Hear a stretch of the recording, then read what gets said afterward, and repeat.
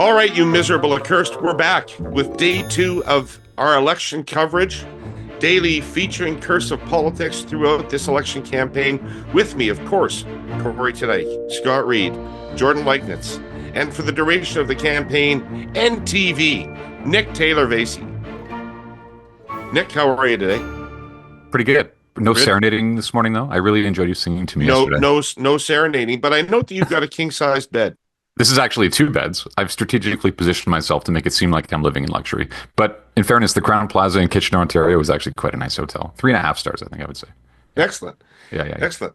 Well, did you fall down? Have you been injured in some way? No.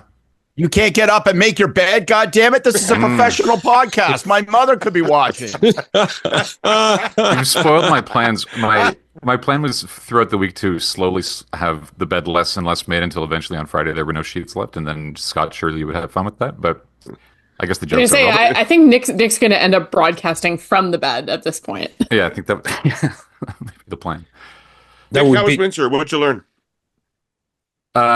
Windsor was front line of the tariff war. Kitchener was, as I learned from some people at the doorstep yesterday in Kitchener Centre, also pretty concerned about the tariff war. I learned that Kitchener is the 4th most exposed city, Kitchener, Waterloo, Cambridge, to tariffs.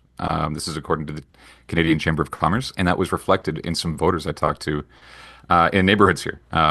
It's kind of interesting, like the pollsters all say this is a thing, and then you talk to people and it turns out it's a thing. It's reflected. Yes, polling business is a science, Yeah, never wrong. Yeah. Never wrong. Sure. So where was it taking them politically? Well, in this case, this is a funny riding because Mike Morris is a popular local member of parliament. And in 2021, he was able to win because there wasn't much of a Liberal candidate. There is one now, but not an incumbent. And so in 2021, the Liberal who was still on the ballot but not running, Raj Saini, got 16 or so % of the vote. That allowed Morris to come up. But according to our friends at 338 Canada, Mike is still the favorite. And so there are a lot of people in that part of the riding, at least, who like what he has to say, or at least like what he has to say when they knock on his door. Interesting. Okay, so update us, get us going, kick us off. Where are the leaders today and why?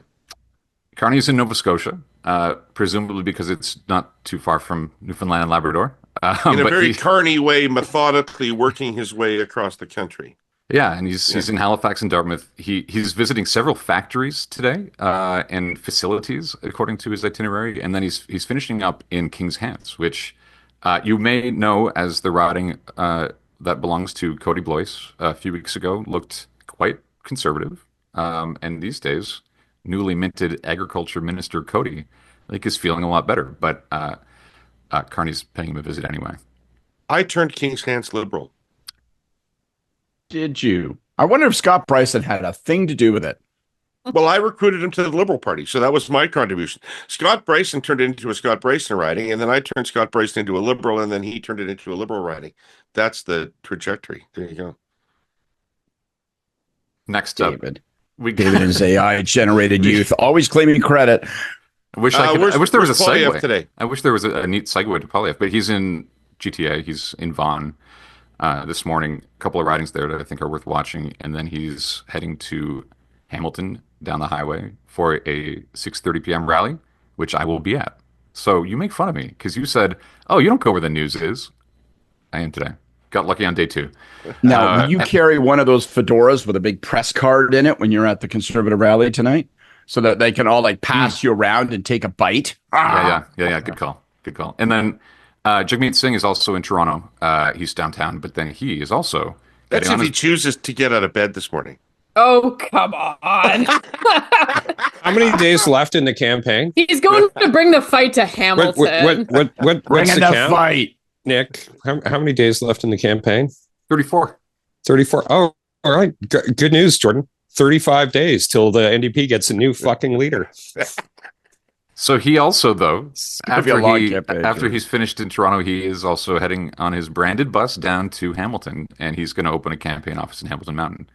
At 7 p.m., I have to pick, sadly, for the NDP, I believe I'm picking, this time, Pierre Poilievre. But I suspect these people will all be back in Hamilton because this is the kind of place where they go a few times in the campaign. You might luck out. You And sound then- like a Hamilton voter. And then I don't know what our policy is on the Green Party, because last time we had a little fun at Amy Paul's expense because she spent most of her time in her own riding. So far, the two co-leaders of the Green Party have only been in their own ridings, so I suspect we don't talk about them much until they go somewhere No, else. we can skip them for until further notice. I think Okay. we'll give you a heads up when we need to hear about the Greens again. That sounds good. That sounds good. But just so you know, there are two of them now, and they are in their own ridings. Yeah. All right. Okay, Nick. Thank you very much. Go back and get some rest in that other bed. It looks completely unused. You're not. This is for second sleep. This is what we call that in the political world. We have Yeah. the second one in this one. Yeah. I'll report back tomorrow from Hamilton from the rally. All right. Yeah, Nick. Nick Taylor-Vasey from Politico, author of the Ottawa Playbook, which should be your daily source for news about this campaign, other than, of course, the curse of politics. Thanks, Nick. We'll see you tomorrow. Thanks, folks. See you. So, hey, everybody. Hi. Good Hi. morning. Morning. Fuck all this, David. Fuck all this. Look at the size of this coffee cup. It is a fucking thimble. And, I've already drank one and I have one other one to have. And Look at you. And Or it's is too trapped in and it- enemy territory without and- adequate supplies. And do you know when the restaurant that actually will serve you a proper cup of coffee opens? Exactly when we start taping. So I know there's coffee elsewhere in this hotel. I just don't get any.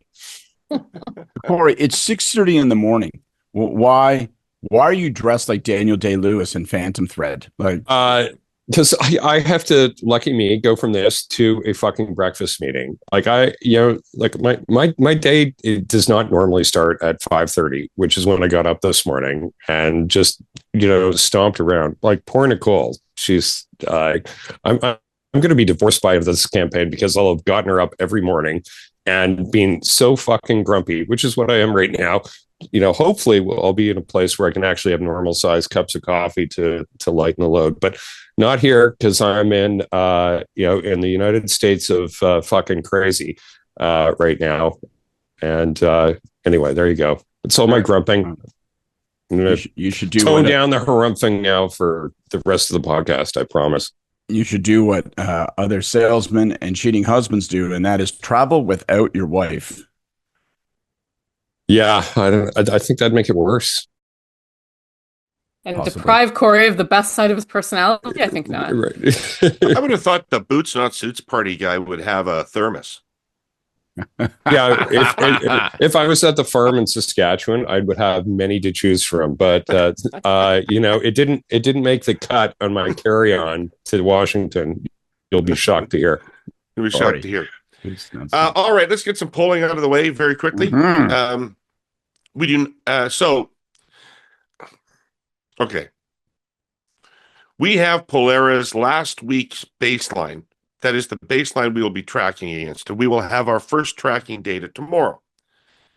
Because I'm waiting for enough nights to get a reasonable sample.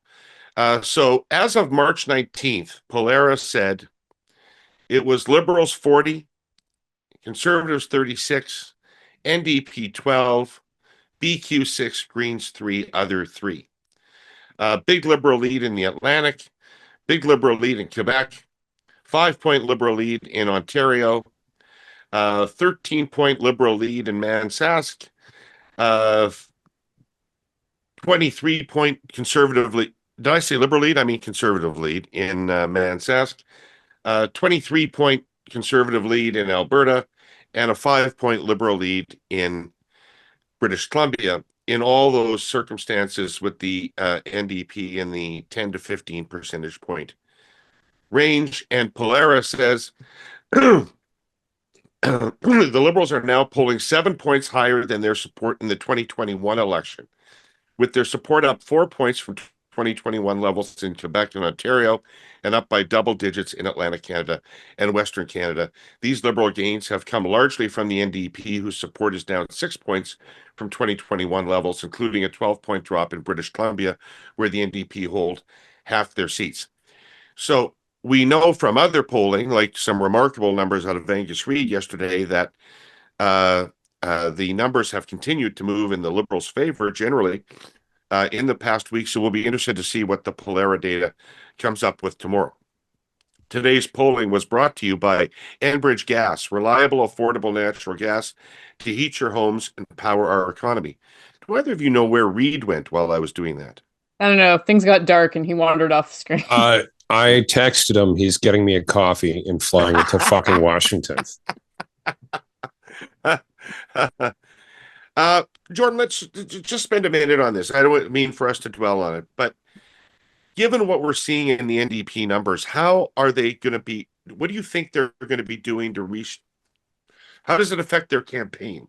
They can't have planned a campaign on this scenario. So what do you think they do when they find themselves in this scenario? Yeah, I mean, of course, this is not the campaign that they had looked at in December and early January, and they've had to retool it from top to bottom. And I think the first hurdle that they need to get over in the first sort of 7 to 10 days of the campaign, it's viability, right? They have to be fighting their way into the national story, showing that they're still a factor, carving out that space in the debate around Trump and tariffs for their offering. And, as we've talked about a bit before, I think Carney is graciously opening up a space for them to do that. So then it's a question of making changes in terms of how they're allocating resources. So looking at really targeted digital spends, ad buys, focusing predominantly on incumbent ridings, all of the stuff that you do if you saw your polling in these areas. And there's every evidence that that's what they're doing with what they have. But yeah, I mean, there's no question. This is like an incredibly, incredibly difficult place to start a campaign. I thought that Singh did well in the launch. Like he really needs to get noticed. Like that is his main thing that he's got to do at this moment. And so there was a really good contrast, I thought, tone and style to the other two leaders. And so he's got to continue to go out there and court some of those people who are checking out Carney, try to make the case that Carney's conservative light, that he's not going to be a safe hand for some of the programs and stuff that progressives care about, and make the case that the only thing that has kept the Liberals honest in the past is having the NDP there to pressure them. Look, these are nervous-making times. I mean, to state the blatantly obvious, stock markets shedding wealth. Importers and exporters and producers and manufacturers and farmers whipsawed by on again, off again, maybe more again tariffs. And consumers are almost certainly looking at higher prices again, just as inflation seemed to have been subdued. Our sponsor, CN, gets that. Does it ever get that? The railway is the very arteries of the economy, both interprovincial and international, spanning both Canada and the United States. To be sure, this trade war must be wound down and settled, and quickly. But there are other made-in-Canada barriers to moving cargo efficiently. In the past 2 years, more than 60 work stoppages have applied the brakes to Canada's supply chains, at both national railways and at other important stakeholders, such as ports and grain terminals. The federal government has also added new work regulations on top of provisions that already exist in collective agreements. Those restrictions have at times significantly reduced the number of railroaders available to operate CN trains when they were needed most. And then there's the range of revenue, tax, and regulatory constraints. Taken together, it all makes Canadian railroaders 30% less productive than employees doing the same work in the United States. Add to that Canada's extreme cold. This was a tough winter. And when temperatures fall into the deep sub-zero range, trains must by law be shortened and roll more slowly. I've talked here before about the money CN spends to manage polar conditions, but our winter is a formidable adversary. Despite all this, CN has moved more grain out of Western Canada this year than it has on average in the past 3 years. But we can all do better. We need to prevent the own goals. If there was ever a time for Canadian labor, capital, and government to cooperate, it is right now. All right. So I want to play a little game I used to love from the Letterman show called Is This Anything? So I'm going to raise a campaign development, and I want you to tell me whether it's anything or nothing. Okay? Kory, let's start with you. Carney declines the TV debate. Lots of action on Twitter about this. Lots of talk about, oh, he doesn't want to talk about East-West issues, or he doesn't want to talk about his French isn't good enough. Nonetheless, he said one thing, his campaign says another thing. Anyway, there was a bit of a foo-for-ah on X about this yesterday, but is it anything? No. It's nothing. It's nothing. It's nothing. He should have done it. Well, would you? Like, you're going to do 2 French debates and 1 English? Yeah. Does that make any sense? No. Like, so yeah, it's nothing. And, why would you do that? Why would you do that? If I were Mark Carney right now, I wouldn't do any debates, but I'd probably create too much of a media furor. Yeah. And so, if you're going to do debates, you're going to do 1 English and 1 French. It's a short campaign. You're not going to do, 2 French debates, because that means you're going to do 2 English debates, which means you're going to spend half the campaign in debate prep or doing debates, which makes no sense. So yeah, it's nothing. Yeah. Love the folks at TVA, but no. Hard to imagine paying for the privilege of having your ass kicked in French. Well, I'm not sure he'd be getting his ass kicked looking at the polling in Quebec. The Liberals are actually winning in Quebec right now. So like, I don't think it's on that basis that you wouldn't do it. But like, if you're going to do 2 in French, you're certainly going to do 2 in English, and like, you're going to do 4 debates in like a 30-some day campaign. That's fucking nuts. And so which one are you not going to do? You're going to do the one that's not, you're going to do the consortium debate, not the one that isn't. Like, is there any local chamber of commerce event that the leaders aren't, accepting the invitation to right now? Like, I don't know. Either you disagree, either you think it's a thing. Is City TV doing a debate that we have to see them decline, or like what? It's not a thing, and no one's going to talk about it 2 days from now. I agree with all that. There are 2 good reasons. 1, you're ahead, and 2, your French is poor. So why would you go on a second French debate? The only thing I would say is the echo chamber of media and the public runs a little different in Quebec. It's a smaller ecosystem, and particularly TVA has a real connection to a lot of, working class, like kind of like the regular folk. And so it will be a day or 2 of conversation, but, Trump is already starting to talk about what he's going to do next on tariffs. And that's obviously galvanizing all the nationalist anxiety in Quebec. And that's what this campaign is going to be about. All right. So my next thing, Danielle Smith's Breitbart interview. Jordan, is this anything? Yes, it is. Yes, it is. And it got to be even more of a thing yesterday because Poilievre had an opportunity to disavow Smith, and he took a pass. So he's giving life now to the story, I think. And I think that was a huge mistake. He had an opportunity to call it out, to say that it was unacceptable, and he didn't. And that's just going to feed this, because it's this idea that he's got somehow divided loyalties, that he shares some of those ideas with Trump. I think it's just deadly, and I can't for the life of me understand why they would let that hang out there. Scott, is it anything? It's a big thing, but not because of all us political jawing about it. Although Reid has a column in Calgary today just roasting Danielle Smith and calling it treasonous and talking about what a deadly, stupid thing it is and how she's blowing a giant hole in the Conservative campaign. So, like, it's not nothing. But the reason I think it's so significant is that Trump is going to make moves, and he's talking about exemptions that will be made jurisdiction by jurisdiction. So I think there's another shoe to drop on this. I think that there's going to be exemptions held out for oil and gas producers coming from Washington. And I think it's going to get linked up to Danielle Smith. She maybe is going to try to claim some credit. It's going to cause questions as to whether or not those trips to Mar-a-Lago and those conversations that she's been having with the administration, quiet, are somehow producing this effect. So I think this thing is going to blow up in about a week.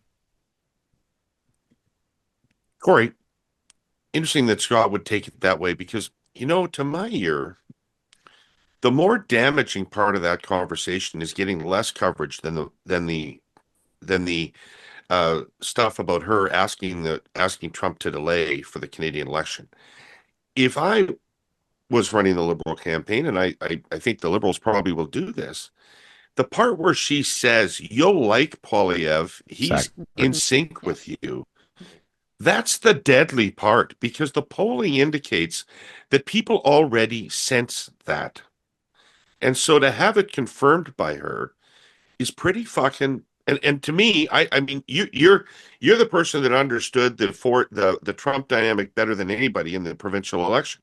But to me, if people think that you are in sync with Trump, this is going to be disqualifying for most Canadian voters. Yeah, of course. And actually, I think that's what, reading the media coverage from yesterday, that's the part that Carney doubled down on. It's like that. The in sync part, yeah, of course, that's the worst part of it. But that's kind of in keeping with what I think is actually driving conservative numbers down, is that part of it. And and the part that's doing that is the tone. Like I mentioned it yesterday, but can I just draw a line under again the absolute fucking stupidity of Canada First as a campaign slogan? Like, where have I heard that before? Did I hear that somewhere before? Oh, America First. Oh, is that the campaign slogan of Trump? Oh, it's so cleverly different that it's Canada First. Oh, it's now it's the opposite. For a change. Okay, that's just because you had a committee that couldn't decide on a slogan, and you had two options, and you said, why don't we just make it one? Right? But the absolute fucking stupidity We've of all doing been in that meeting, by the way. Oh yeah, no, it's it's usually a hard right now, Canada First, time for change. and for a change is not going to get a fucking marketing award ever. Okay, anyway, but this, this is the stupidity of the Conservative Party strategy right now. It is in complete denial. And if I know you're doing a rapid fire thing, but if you will indulge me. If the entire electorate is saying, hey, I want to go out for Italian, and you got Poilievre saying, hey, I'm going to be the Mandarin buffet. We have spaghetti and meatballs in here. We got chicken fingers. We got sushi. We've got General Pao's chicken. We've got everything. There's literally every dish from every nationality in our mega buffet of things. So you want Italian? Everyone's saying they want to go for Italian. Come to the Mandarin buffet. I don't think that is good. I think you want to have an Italian menu. You want to, you want to be offering that up. And people are saying, we don't want Trump. It's about tariffs. It's about Trump. This is the one issue. You're only going to give us a bit of it. And actually, and you're going to give it to us in a way that is actually an inversion of what they want. They want someone who is going to stand up to Trump. That's it. That's it.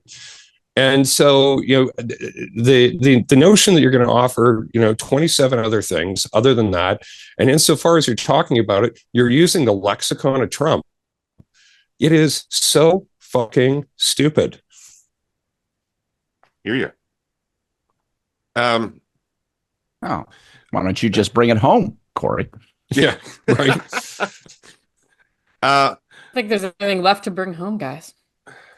Well, I wouldn't be too boisterous, because and as bad as it is for Poilievre right now, he's doing 3 times better than Singh in the NDP. Well, they're down. They're not out. We'll see. Well, okay. You can only go to 0, right? There isn't a negative number, and they're getting real fucking close. Hello down there. Is anybody down? I'm hitting the bag. Yeah, no, that is, ow! It's gonna be Steve Carell in a turban who's gonna be playing Jagmeet Singh in the made-for-TV movie, because it is going to be a cringe comedy after that that photo op. All right, I Scott. think he can take you any day. Yeah. Well, yeah, maybe not at election. It's I like the photo of Scott, myself. day one, Carney's got a tax cut. Day two, Poilievre has a tax cut, a bigger one. Right. There. Aimed at roughly the same audience, but a little bit more than twice as large. Dueling tax cuts. Anybody paying attention to either one of these promises? Does one trump the other, etc.? Is this anything in the context of this campaign? Yes, I think it's important. I think it's important distinction for Carney from Trudeau. And I thought it might have raised an interesting vulnerability, I thought, even for Carney yesterday. And I don't think the Conservatives are going to win this on tax cuts. I mean, one of the other challenges that's disconnected from contemporary reality is that when Poilievre goes into his prescriptions as to how he's going to stand up with Trump, well, every single policy initiative just happens to correspond, with every single thing he's ever said before. So, like, the way you deal with Trump is you cut taxes for businesses and for individuals, and that's all great, but it doesn't really sound like a bespoke plan. The point about Carney I would make is this. I thought it was interesting that the campaign chose to have Carney announce a tax cut, but then critique in some detail, summoning his economic sort of, manner. Yesterday at the microphone, he critiqued into some detail the size of Poilievre's tax cut. So he started to move into territory that sounded more like it was designed by David Herle, because he started saying, look, I've got a tax cut that we can afford. I'm not going to bother to explain exactly how, but I'm telling you, my liberal tax cut is going to be affordable. Theirs is much bigger. And here are the things that they're going to have to cut. And he went into some detail about that. And I like that run.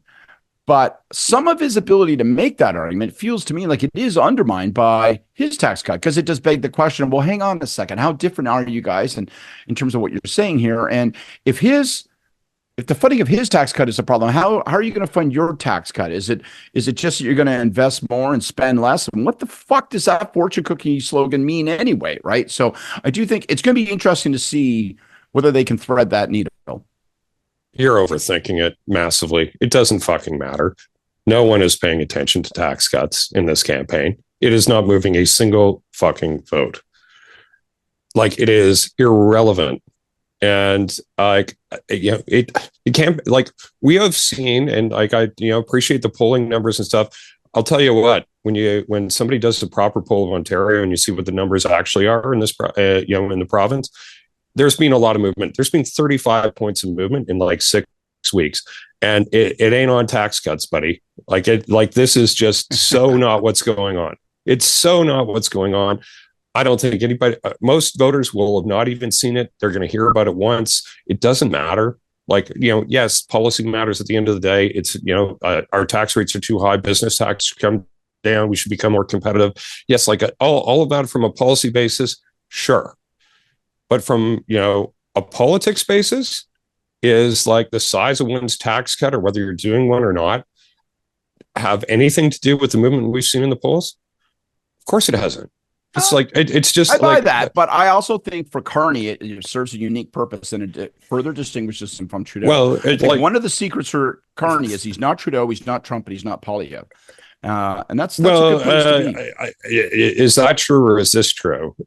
Carney is all of the policy that Poilievre has been talking about for 2 years without Poilievre.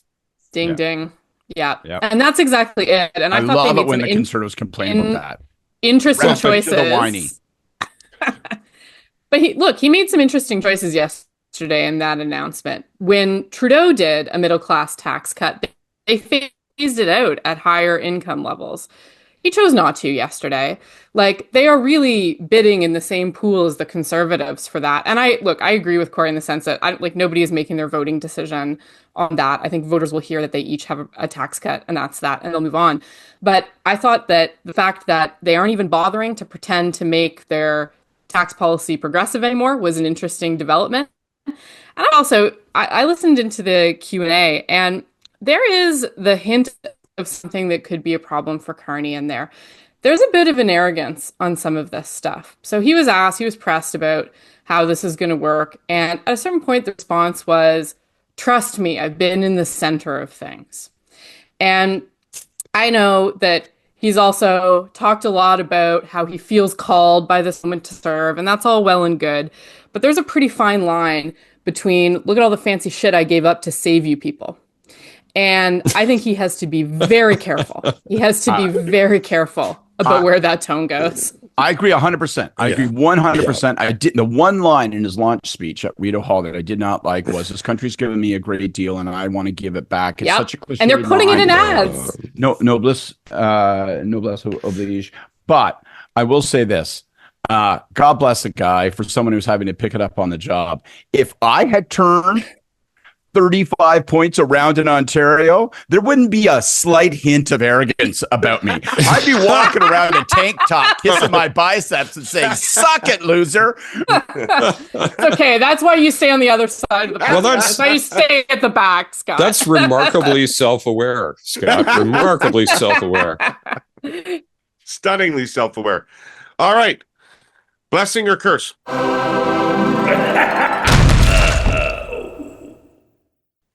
Jordan. Blessing. I have a blessing sending out to the folks who are on the NDP campaign team. A lot of friends, a lot of former colleagues, a lot of really great people who have come out to do this campaign. It is easy to get people out when you have a campaign. Christ, it's a eulogy. To win.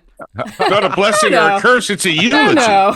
It is not. It is not. It is an acknowledgement. And to his children, I say. It is an acknowledgement that it's easy to get people to come out when it's going to be a romp to a victory. And when it's a fight, it can be harder. But a lot of really great people have come out. And so I just want to send a blessing out to them. They're missing time with their family. They're coming from across the country. They're doing a lot of hard work. So thank you for that. All right. I hope they're checking all of the NDP members who are coming to sing events during this campaign for weapons to make sure there isn't like an attempt on his life that's preemptive. God, Kory, stop. Jesus. That won't work. He can fight them off. Right. That's actually what that was. It was, demonstrating his ability to defend his own life because God knows no one else will do it for him. That is the only idea I've yet heard about how to get the NDP into the conversation of this campaign. It'll disarm you guys faster than Polyev separates a journalist from their dignity. Oh, God. Scott, you got a blessing or a curse? I have a 1.5 blessing. I have a 1.5 blessing. So my first blessing, I don't agree with you guys. I liked Singh's newser yesterday, or not his newser. I didn't give a shit about his affordable housing thing. I liked his photo op. I liked his photo. The guy has 0 cards to play. At least looking like he could hit a bag. You should say what the photo op is. Singh goes Creed. But the bag's outdoor. The bag's outdoors. That's He's just wearing his parka still. What is going on? Rocky 3. He's out outside. there. He's not indoors, pampered like Mark Carney, the central banker. He's out in the elements. He's in the Russian wilderness, right? And it's Singh goes Creed. I love it. So I think it's as good a photo op as he's going to have. Tries to project some hint of strength and masculinity. So good on him. My other, just a little asterisk for which I will get in shit. Blessing goes out to my son, Jack, son number 1, who has been recruited by the Carney campaign and will be down in headquarters working on creative for the rest of the campaign. So I'm excited to watch and see what he generates. Oh, you have another month of embarrassment. Well, he'll be looking forward to the hurly-burly in a couple of weeks where we analyze the advertising. Right. Absolutely. Yeah, he'll be pleased by that. Yeah. Even this mention will elicit an avalanche of anger. All right. Good luck, Jack. All right, Kory? I have a blessing as well. I'm trying to keep it positive because everything else I've said is pretty negative. Yeah. Mine is to David Patterson, who is somebody who I think probably David, you and Scott and I have worked with in the past, but he is Ontario's representative down here in Washington, and I got to say, after spending a couple days here and choking on the noxious fumes coming out of the White House, I've got a ton of time and respect for the work that he's doing. It's just so incredibly critical to Canada right now. All the folks that are down here at the embassy and elsewhere working on this stuff, and he in particular is doing a hell of a job. So big blessing to to David. All right, good one. I saw some polling yesterday from the Angus Reid organization, which showed just a shocking. You've never seen graphs like this before. Liberal support going from the end of December to where it is today in pretty much every metro center across the country. And so my hey you goes out, not for the first time and not probably for the last time. My not hey you, my blessing. My blessing goes out to Chrystia Freeland. Thank you for fucking killing Trudeau and putting us in this position where this could happen. If you look at, there's two ends of the graph. One end of the graph is today with the Liberals poised to win a majority government. The other end of the graph is December 30th with the Liberals poised to get wiped out. And the most important intervening event is Chrystia Freeland's in there. So God bless you, woman. Again, I say thank you very much. It's like All she right. pulled the For all the asteroid things she out got. of the sky and saved every dinosaur. All right, guys. This was great. Thanks No for being up early, comment. Corey. And tomorrow you're in a hotel that provides you with some coffee. Show up in your gitch tomorrow. would you? Like It's this, small like- things. It's small things. Right. All right. I'd like to thank our polling sponsor, Enbridge, and our sponsor, CN, for their support today. All of you accursed who watched or listened to the show. We'll be back tomorrow with more of this, whatever it is. Is it anything? We'll see. Take care of yourselves.